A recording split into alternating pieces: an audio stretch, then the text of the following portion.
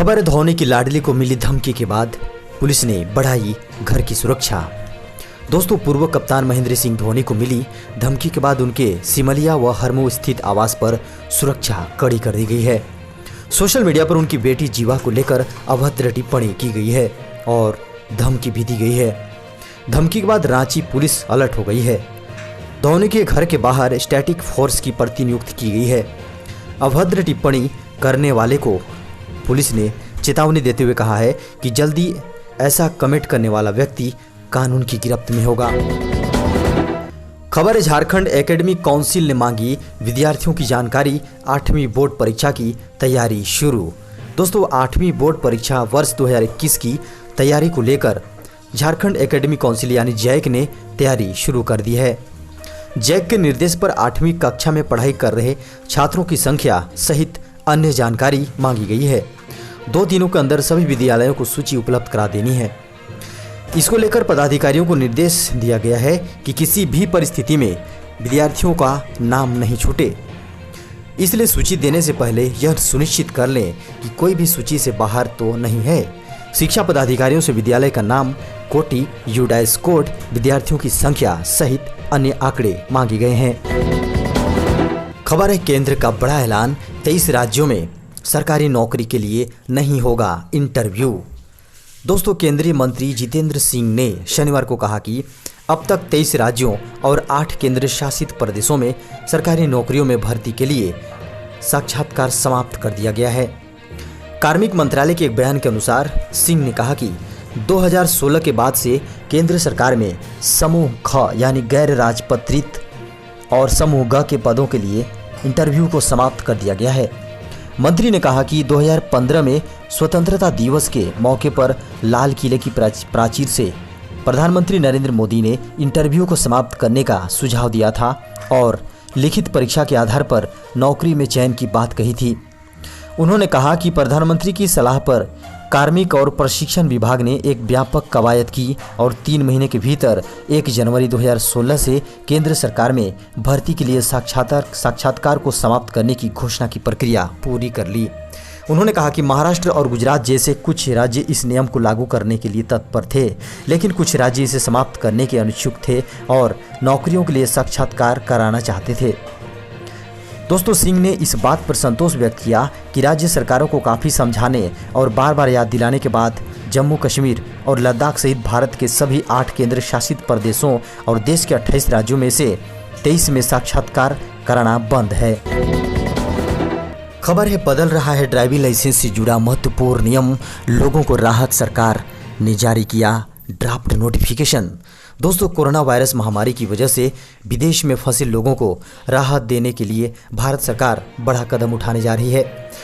केंद्र सरकार motor vehicle नियम 1989 में बदलाव करने जा रही है। इससे उन लोगों चालकों को राहत मिलेगी जिनके इंटरनेशनल ड्राइविंग परमिट यानी IDP की अवधि खत्म हो गई है। सड़क परिवहन और राजमार्ग मंत्रालय ने इस संशोधन के संबंध में ड्राफ्ट नोटिफिकेशन भी जारी कर दिया है। यदि आप विदेश में हैं और आपका अंतर्राष्ट्रीय ड्राइविंग लाइसेंस एक्सपायर हो गया है तो अब इसकी चिंता की आवश्यकता नहीं होगी। केंद्र सरकार ने एक मसौदा अधिसूचना जारी की है जो उन नागरिकों के लिए अंतर्राष्ट्रीय ड्राइविंग परमिट यानी IDP जारी करने की अनुमति देगा जिनका ड्राइविंग परमिट विदेश में रहने के दौरान ही एक्सपायर हो गया है। सड़क परिवहन राजमार्ग मंत्रालय ने कहा है कि यह ध्यान में आया है कि कुछ नागरिक जो विदेश यात्रा पर हैं और उनका इंटरनेशनल ड्राइविंग परमिट एक्सपायर हो गया है, विदेश में रहने के दौरान नवीनीकरण कराने की अभी कोई सुविधा नहीं है। इस मसौदे का लक्ष्य ऐसे नागरिकों को सुविधा देने के लिए केंद्रीय मोटर वाहन नियम 1989 में संशोधन करने का है। खबर है, ग्रामीण अब अपनी प्रॉपर्टी का उपयोग वित्तीय संपत्ति के रूप में कर पाएंगे। दोस्तों, बड़ी खबर निकल कर आ रही है। ग्रामीण भारत में बदलाव के लिए बड़े सुधार के क्रम में प्रधानमंत्री नरेंद्र मोदी ने वीडियो कॉन्फ्रेंसिंग के माध्यम से भू संपत्ति मालिकों को स्वामित्व योजना के अंतर्गत संपत्ति कार्ड वितरित करने की योजना का शुभारंभ किया है। सरकार की उपलब्धियों की जिक्र करते हुए बताया गया है कि सरकार जन कल्याण योजनाओं को लगातार आगे लेकर बढ़ रही है और तय लक्ष्यों को समय पर प्राप्त करने में सफलता हासिल की है। स्वामित्व योजना एक केंद्रीय क्षेत्र की योजना है और पंचायती राज मंत्रालय योजना के कार्यान्वयन के लिए नोडल मंत्रालय है। एक संपत्ति कार्ड एक शहरी क्षेत्र में भूमि के स्वामित्व और इतिहास का भूमि रिकॉर्ड है। आमतौर पर जब आपकी जमीन की संपत्ति एक नगरपालिका क्षेत्र में स्थित होती है और उसे सिटी सर्वे नंबर मिला है, तो ऐसी संपत्ति के स्वामित्व लेन देन के हस्तांतरण का विवरण संपत्ति कार्ड में दर्ज किया जाता है। तो एक संपत्ति कार्ड मूल रूप से एक संपत्ति के स्वामित्व और एक शहरी क्षेत्र में स्थित भूमि की होल्डिंग्स के इतिहास के बारे में जानकारी प्रदान करता है। खबर है, इन 3 राज्यों में भारी बारिश की चेतावनी, अगले 12 घंटे होंगे खतरनाक। दोस्तों, ओडिशा, तटीय आंध्र प्रदेश, तेलंगाना, मध्य महाराष्ट्र के कुछ हिस्सों, मराठवाड़ा आदि में 10 से 13 अक्टूबर के बीच भारी बारिश की चेतावनी है। लो प्रेशर वाला कम दबाव वाला क्षेत्र पूर्वी मध्य और बंगाल की दक्षिण पूर्वी खाड़ी से सटा हुआ है। अगले 12 घंटों में एक अवसाद में ध्यान केंद्रित करने की संभावना है। भारतीय मौसम विज्ञान विभाग ने चेतावनी जारी की है कि 24 घंटों में अवसाद और अधिक गहरा होने की संभावना है।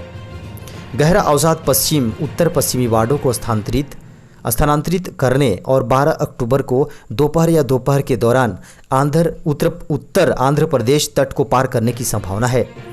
कम दबाव के क्षेत्र के विकास के कारण मानसून की वापसी धीमी हो गई है। मानसून आमतौर पर 15 अक्टूबर तक देश से पूरी तरह से वापस लौट जाता है।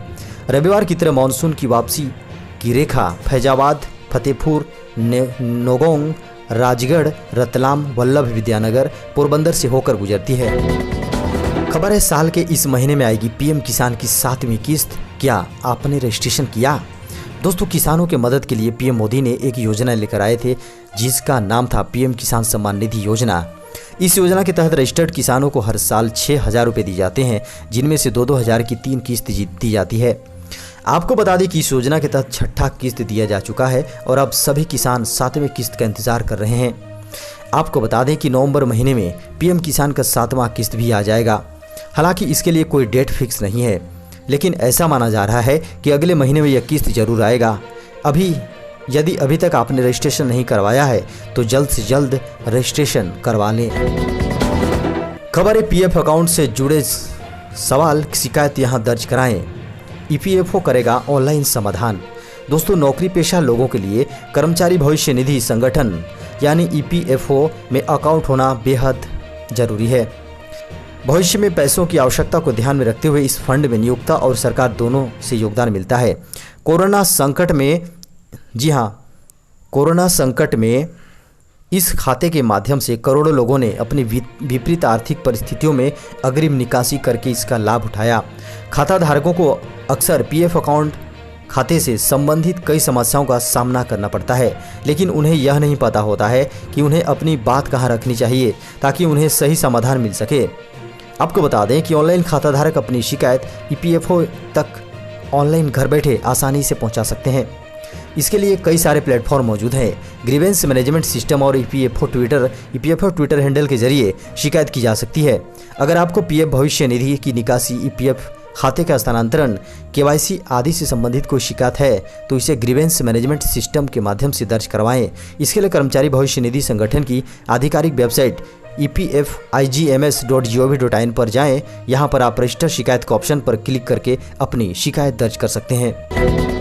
खबर है, जरूरत होते हुए भी भारत ने रूस की कोरोना वैक्सीन लेने से किया मना। दोस्तों, भारत में कोरोना वायरस अपनी जड़ें जमा चुका है। कोरोना की वैक्सीन न आने के कारण देश में अब तक 1.5 लाख से ज़्यादा लोग अपनी जान गंवा चुके हैं। अभी भी मौतों का सिलसिला जारी है। रूस ने कोरोना वैक्सीन तैयार की है और 4-5 टेस्टिंग फेज में सफल भी हो चुकी है। जब भारत में वैक्सीन के टेस्ट के लिए ऑफर आया तो देश के डॉक्टरों ने वैक्सीन टेस्ट के लिए मना कर दिया है। आखिर देश को कोरोना वैक्सीन की ज़रूरत होते हुए भी टेस्ट के लिए क्यों मना किया गया? यह सवाल देश के सभी लोगों के हैं। आपको बता दें कि drugs controller general of India यानी डीजीसीआई ने देश में रूस के स्पुतनिक वी कोविड-19 वैक्सीन का एक बड़ा अध्ययन करने के लिए दवा कंपनी डॉक्टर रेड्डी की प्रयोगशालाओं के प्रस्ताव को अस्वीकार कर दिया। सूत्रों ने बताया कि स्पुतनिक वी का परीक्षण केवल विदेशी आबादी के एक छोटे समूह पर किया गया था। खुलासा तो तब हुआ जब कई स्वास्थ्य विशेषज्ञों ने वैक्सीन की सुरक्षा पर चिंता जताई, क्योंकि यह बड़े पैमाने पर परीक्षण पूरा होने से पहले ही कुछ समय के भीतर ही खराब हो गया था। रूसी प्रत्यक्ष निवेश कोष जो कि स्पुतनिक वी का विपणन कर रहा है, इसने भारत के केंद्रीय स्वास्थ्य मंत्री हर्षवर्धन को वैक्सीन वितरित करने के लिए अपनी साझेदारी की घोषणा की थी, लेकिन वैक्सीन का काला सच सामने आने के बाद इसे खारिज कर दिया गया है।